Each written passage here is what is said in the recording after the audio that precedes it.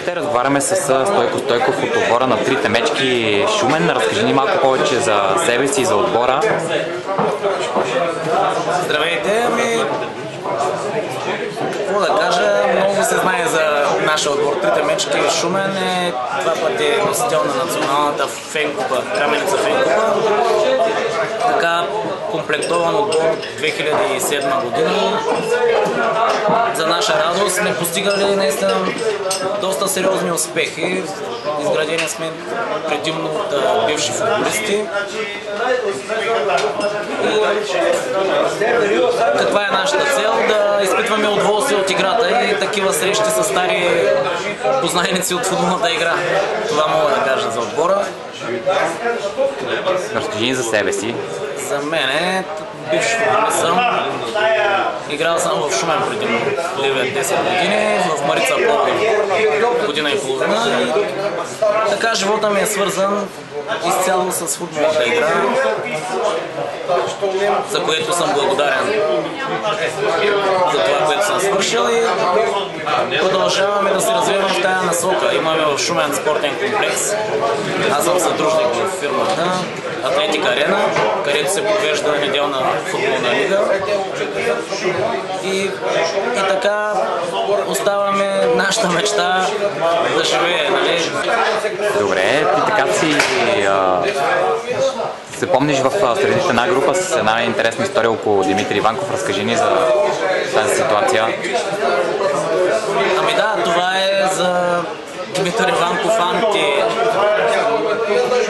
не мога да се каже антирекорд. В принцип той имаше 1500-600 минути без гол, което се равнява на 14 мача суха мрежа. Играехме в Шумен 99-та година и аз бях футболист на Шумен и поведахме 1-0 с мой гол, което така разпечатахме сухата врата на Иванков. Беше на мои спомени на трето място в света тогава по сухи мрежи.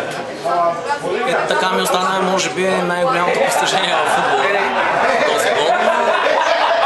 Имам много спомени, хиляди спомени с футболната игра. Това мога да кажа за гола срещу Левски. Днес така продължаваш ли да си в средите около професионалния футбол? Да, свързани сме по принцип. Футбола в Шумен се върти около нас, приятели, бивши футболисти. Мъчим се да помагаме кой с каквото може, но мога да кажа, че повече се интересуваме от мини футбола и аматьорския футбол, което ни носи вече по-голямо удоволствие, понеже в графата бивши футболисти. Но не оставяме и професионалния футбол. Нашия град е футболен, Шумен е футболен град и искаме така да направим за в бъдеще нещо, което да донесе същите емоции, които беше по времето на Шогун Комерс, когато играеха имена като Гибона, Пламен Гетов и други. Добре, харесва ли ти в момента качеството на играта в А-група? Да, по принцип виждаме вече светлина в тунела, има мачове, които са непредвидими. Харесва ми, има развитие за мен в футбола в А-група. Как виждаш развоя на утрешното вечно дерби между ЦСКА и Левски?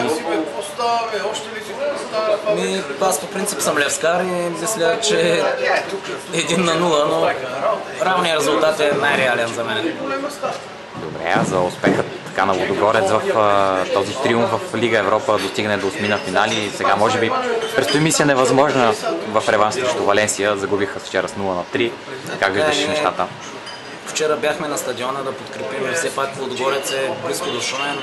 Имаме приятели, играят в отбора. Подкрепяме ги. Илюзионни са, мисля така, срещата реванш, но това, което каза и президента и играчите на Лудогорец, те постигнаха нещо, което е немислимо за футбола в България в последните 10 години, така че да се насладиме каквото са постигнали и да очакваме следващия сезон. За мен е огромна радост, че бяхме вчера на такъв матч пред 40 000 зрители. Абсолютно, да, съгласен съм. Как виждаш представянето на лововете и специално под ръководството на Лело Пенев и предстоящия така европейски квалификационен цикъл? За националния отбор аз по принцип всичко ми е положително. Смисъл, че всички момчета са нови, млади, няма така наречените звезди. Според мен има колектив. От страни се вижда, че има желание за работа и вярваме, надяваме се, че националният отбор ще върви напред и ще достигне поне половината от успехите на отбора от 94-та. Пожелаваме и ние успех на ловете, разбира се, пожелаваме и на теб и на отбора на трите мечки, много успехи в Шумен и дано продължавате така да трупате сериозни победи и хубави класирания и купи най-вече. Благодаря и аз и така искам да благодаря на Пламен Божидаров и на вашата организация. Тук наистина човек се чувства в свои води, в футболната среда. Хубаво, успех! Благодаря.